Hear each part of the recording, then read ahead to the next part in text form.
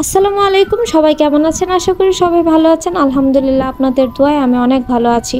দেখতে দেখতে আমার রাজকন্যা বড় হয়ে যাইতেছে। যদিও আমার কাছে মনে হয় সেদিন মাত্র সে আমার কুল আলো করে এই পৃথিবীতে এসেছিল। যদিও মা বাবার কাছে সন্তান সবসময় ছোট থাকে, তারা কখনো বড় হয় না।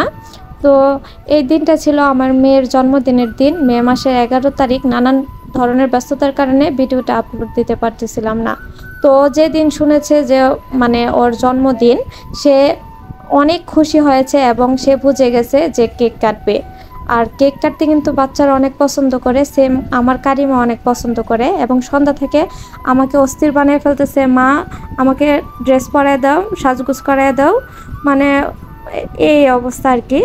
তো ওকে রেডি করে দিছি। তো পাশের রুমের ভাবির বাচ্চাও আসছে। তো ওদেরকে ছবি তুলতে চাচ্ছিলাম, কিন্তু ওরা কোনোভাবেই ছবি তুলতেছে না, হাসতেছিল। তো সন্ধ্যার দিকে যখন শুনেছে পাশের রুমের ভাবি যে কারিমার জন্মদিন, তখন উনি গিফট আনছে কারিমার জন্য।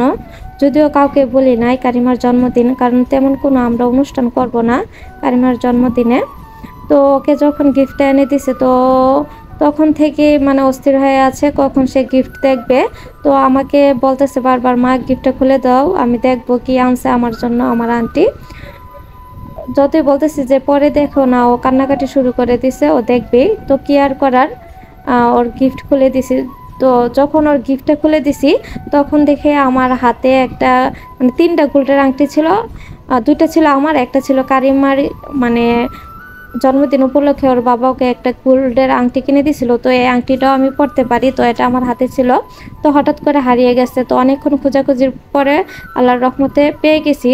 তো আমি কিন্তু অনেকবারই গোল্ড হারিয়েছি, তো আমি পেয়ে যাই। তো কে কে আমার মতন আছে যে গোল্ড হারিয়ে পেয়ে যান? তো রাত্রে তার ফুফাতো ভাই বোন সবাই চলে আসছে ওর জন্য গিফট নিয়ে, কেক কাটবে। তো কারিমা কিন্তু অনেক খুশি, বাচ্চারা অনেক খুশি।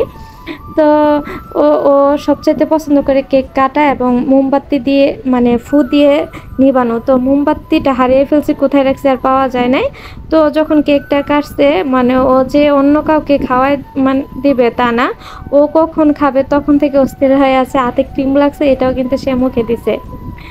তো ওর বড় বোনকে খাওয়াই দিছে, খাওয়াই কিন্তু নিজেই মুখে দিয়ে দিছে, অন্য কাউকে দেয় নাই। ও অস্থির হয়ে আছে কখন খাওয়াবে। তো ওর পাশে যে ইহান, ওর বড় ভাই, তো ওকে খাওয়াই দিতে গেছে, ও রাগ করে ফেলছে যে ওকে আগে দেয় নাই কেন। তো তারপর হচ্ছে আমাদের আয়ানা বুড়ি, নতুন সদস্য, ওরও জন্মদিন হবে কিছুদিন পর, তো ওকে খাওয়াই দিতেছে। তো কিন্তু কারিমা কিন্তু নিজেই ব্যস্ত, কখন খাবে সে কিন্তু বারবার নিজের মুখে দিতেছে। তো আমি বলার পর এক এক করে সবাইকে দিতেছে, কিন্তু ঠিকই ওর মন মানতেছে না। ওর চাচু, আঙ্কেল, ওর বাবা সবাই ছিল এখানে। তো কার কার বাচ্চারা কেক কাটতে পছন্দ করে কমেন্টসে কিন্তু অবশ্যই জানাবেন। আর সবাই আমার রাজকন্যার জন্য দোয়া করবেন, আল্লাহ তাআলা যেন ওকে মানুষের মতো মানুষ গড়ে তুলে, নেক হায়াত দান করে, সবসময় সুস্থ রাখে এবং আপদ বিপদ থেকে আল্লাহ তাআলা ওকে রক্ষা করে।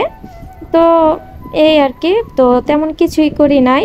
আর আজও পর্যন্ত আমি কারিমার জন্মদিন বড় করে করি নাই। আমরা যারা ফ্যামিলি আছে সবাই মিলে একটা কেক আনে, সবাই খাওয়া দাওয়া করে কেটে আর কি। এতে আমার মেয়ে অনেক খুশি। তো ইনশাল্লাহ আল্লাহ যদি তৌফিক দেয় এবং আমাদেরকে যদি নেক হায়াত দেয় এবং আমার মেয়েকে যদি নেক হায়াত দেয়, একদিন করবো বড় করে ওর জন্মদিন।